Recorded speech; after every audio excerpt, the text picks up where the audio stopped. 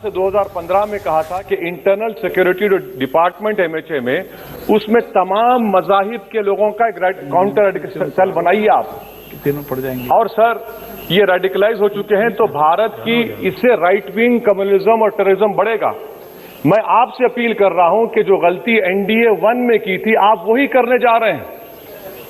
आपको नुकसान होगा, आपकी सरकार को नुकसान होगा, देश को तो देश की सालिमियत को खतरा तो पैदा हो रहा है। सर मैं आपके जरिए से सरकार को ये भी बताना चाहूंगा कि जिन लोगों ने ये रेडिकलाइजेशन किया है आप इस पर गौर करिए, इन पर यूएपीए क्यों नहीं लगाते आप?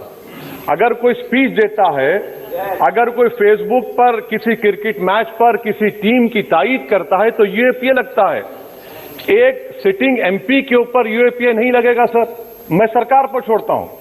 सर चौथी बात यह है कि रेडिकलाइजेशन की जब बात होती है, हमने यहां पर एक कांग्रेस के बड़े नेता से सुना कि 2 भारत हैं दौलत के एतबार से। नहीं सर, भारत की दौलत मोहब्बत है, भारत की दौलत पैसों की दौलत नहीं है, भारत की दौलत मोहब्बत है। हां 2 भारत हैं, एक मोहब्बत पर जो पिछले कई बरसों से आबाद है और एक नफरत पर भारत बन रहा है। तो क्या आप दौलत की भारत की मिसाल देंगे या मोहब्बत की भारत की मिसाल देंगे? अगर मोहब्बत की भारत की मिसाल देंगे तो उसमें आपको मेरी जबान को रोकने के लिए गोली चलाने की जरूरत नहीं है। इस 2 भारत को समझने की जरूरत है। सर खत्म, सर मुझे खत्म, सर सुनिए सर, मैंने करीब से 6 फीट से गोलियां देखी, मुझे बोलने दीजिए सर। हो सकता है कि कल दिन ना देखूं मैं, अगर मैं यहां पर नहीं बोलूंगा तो कहां बोलूंगा सर? आप मुझे प्लीज बोलने दीजिए। सर मैं आपसे गुजारिश ये करना चाहूंगा कि आप हरिद्वार में, रायपुर में और इलाहाबाद प्रयागराज में मेरे बारे में क्या कहा कि आपके नाईबी की रिपोर्ट है ना, आप क्यों छुपा रहे उसको? देखिए मैं मौत से नहीं डरने वाला हूं, हम सबको जाना है इस दुनिया से, बल्कि मैंने कह दिया कि मैं इस वतन में पैदा हुआ, मेरी मां की कोख से तो जमीन पर लिटाया गया। जब मेरी आंख बंद हो जाएगी तो इंशाल्लाह औरंगाबाद की जमीन मुझे दफनाया जाएगा। मगर मैं आपसे अपील करना चाह रहा हूं सरकार से सर कि जो कुछ बातें की गई हैं उसको देखिए। मैं जेड कैटेगरी सिक्योरिटी नहीं चाहिए मुझे, मैं हरगिज नहीं चाहिए मुझे। मैं 94 से पॉलिटिक्स में हूं, मैं आजाद जिंदगी गुजारना चाहता हूं। मैं घुटन के साथ जिंदा नहीं रह सकता इस दुनिया में। मुझे जिंदा रहना है तो अपनी आवाज उठाना है, मुझे जिंदा रहना है तो सरकार किसी के उनके खिलाफ बोलना है, और अगर गोली लगती है तो मुझे कबूल है, मगर मैं घुटन की जिंदगी नहीं गुजार सकता सर।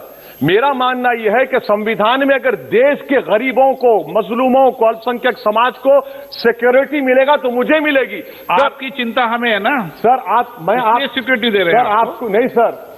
देश के गरीब बचेंगे तो मैं बचूंगा। ओवैसी की जान इखलाक पीलू से बढ़कर नहीं है सर।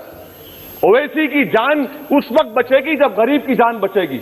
इसीलिए मैं आपके जरिए सरकार से अपील करना चाहूंगा कि सर इस नफरत को खत्म करिए, इस नफरत को खत्म करिए और इस पर आप गौर करिए। मैं नहीं लूंगा सिक्योरिटी, मैं जेड कैटेगरी नहीं चाहता हूं सिक्योरिटी। मुझे ए कैटेगरी का शहरी बनाइए आप, मुझे एक कैटेगरी का शहरी बनाइए ताकि मेरी और आपकी जिंदगी बराबर हो। जब देश के प्रधानमंत्री पर सिक्योरिटी ब्रीच हुआ, अपोजिशन की तरफ से मैंने कहा था कि गलत हुआ, सब सेकुलर पार्टी के लोगों ने कहा कि ओवैसी तुम क्यों बोले? मैंने कहा नहीं, देश का प्रधानमंत्री मेरा है, सिक्योरिटी ब्रीच हुई तो एक्शन लेना चाहिए। मगर 4 मरतबा के एमपी पर कोई 6 फीट के फासले से 4 गोली चलाता है।